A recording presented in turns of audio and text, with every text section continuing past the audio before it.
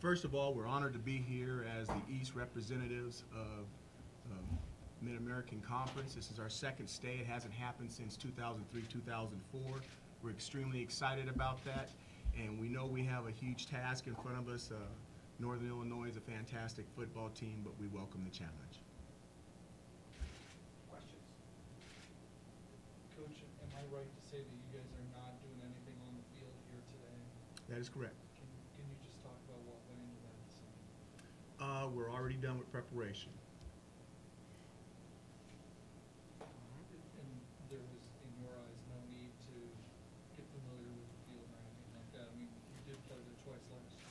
Most of the players that are in the game have played here last year. We looked at the positions that had not been on the field, and we thought we'd be okay with that. The big thing in those situations is normally the kickers and certain positions, but with all the kickers returning and the positions that we thought that was really something that they would need to see, we thought we'd be okay.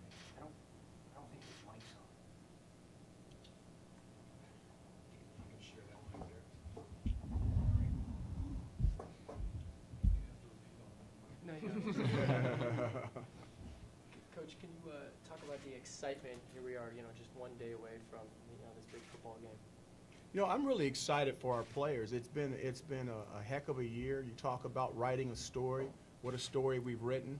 Some chapters have been very smooth. Some chapters have been rocky. But we're coming to the end of the book now, and it's going to be exciting to see how we finish the read. What type of performance does it take to win a championship game? It takes an effortless. Where you don't want to make errors, you don't want to make mistakes, you have to play with great enthusiasm, great effort, and you have to make sure that you're willing to do the things that are necessary to earn the victory, the little things.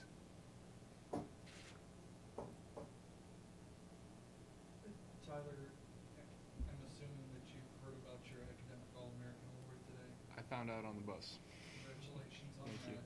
Can you talk a little bit about finding that out, the first team Academic All-American? Yeah. I was sitting there on the bus, and I was actually about to sleep, and Greg Hohenstein comes up, and he's like, "Congratulations, Tate." I'm like, "What?" He's like, "Oh, you made this award, first team Academic All-American." I was like, "Oh, thanks." But it's an honor, it's a blessing. I'm only as good as the guys in front of me, my snapper and holder, so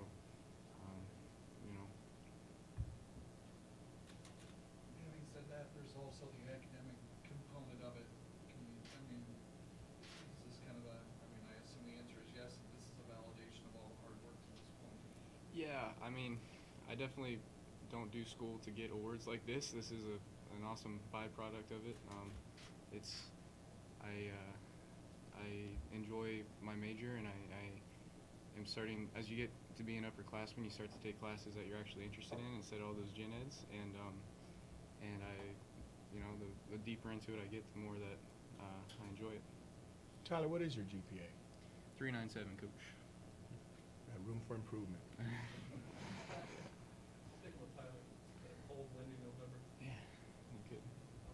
How happy are you we're inside playing this game? I can't tell you how many times the specialists have just been like, "Playing indoors, guys."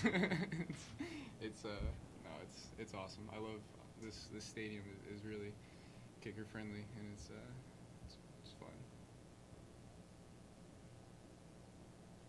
Alex, you talked about on Monday having that sort of champion mentality all week in the classroom in practice. What kind of things have you, maybe yourself or some of the older guys, kind of maybe think that kind of like?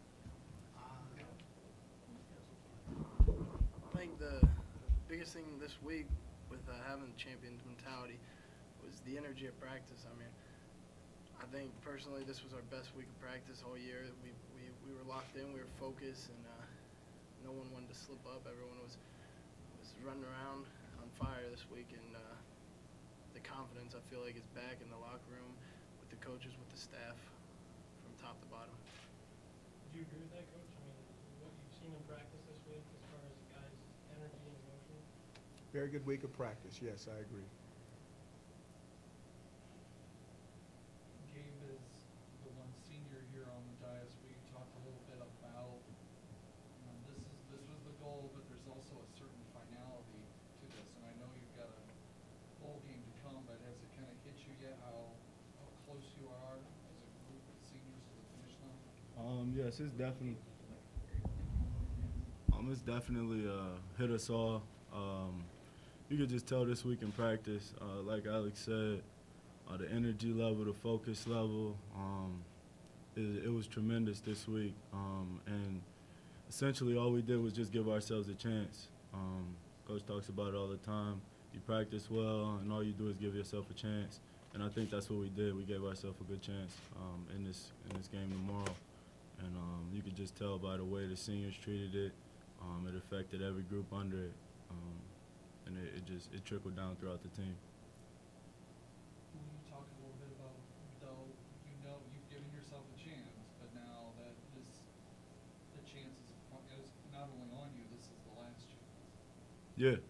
So I mean, there's a sense of urgency for us. I mean, obviously we got ourselves another shot at a MAC title. So all we can do is do our jobs individually and collectively as a team, and I hope that the end result tomorrow is what we want it to be. Gabe, does today feel any different than it did exactly 1 year ago today? Yeah, I'm playing tomorrow. A year ago, I wasn't playing, so I was just here with my teammates. I mean, I was a part of the team, but it feels a lot different than it did last year. That's cool. I was going to say, I assume the obvious follow-up is that it has to have your motor running for tomorrow, doesn't it? Oh, for sure, definitely. Coach, we were sitting in a similar spot about a week ago at Ball State. You said that we had some things to fix. How confident are you got to fix this game? Well, I mean, I can be confident. I have faith in these young men, there's no doubt. But we still have to go out there and show it. You know what I mean? I am not I would love to win the game, but that's not my major concern. My major concern is we go out and play the game with the type of enthusiasm and effort that the game deserves. It's a special game. It's not like baseball. It's not like basketball, and you need to respect the game. And if we go out and give the effort and play with the enthusiasm that the game demands, if you really respect the game, then I'll be okay with the outcome no matter what happens.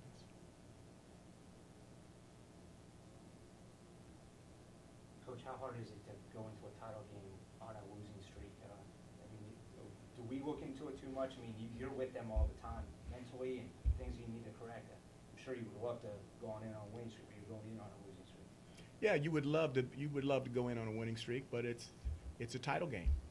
You know, Buster Douglas, no one thought you could throw the uppercut and knock out Mike Tyson, and he threw it, and it happened. So we've got a chance.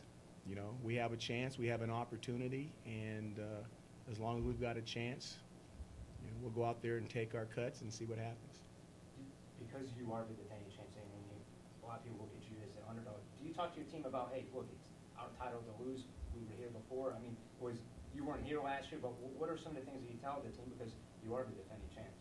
We are the defending champs. We don't have to tell ourselves that. Some people have to we have to remind each other that, remind people of that.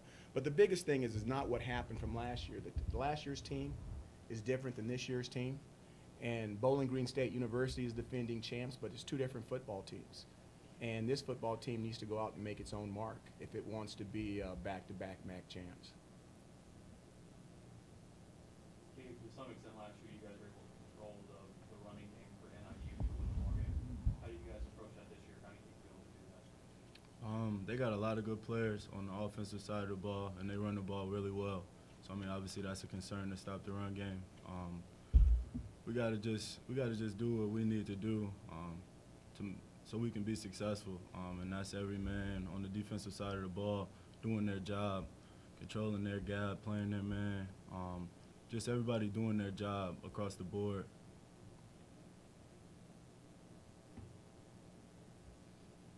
Coach, can you talk a little bit about the matchup?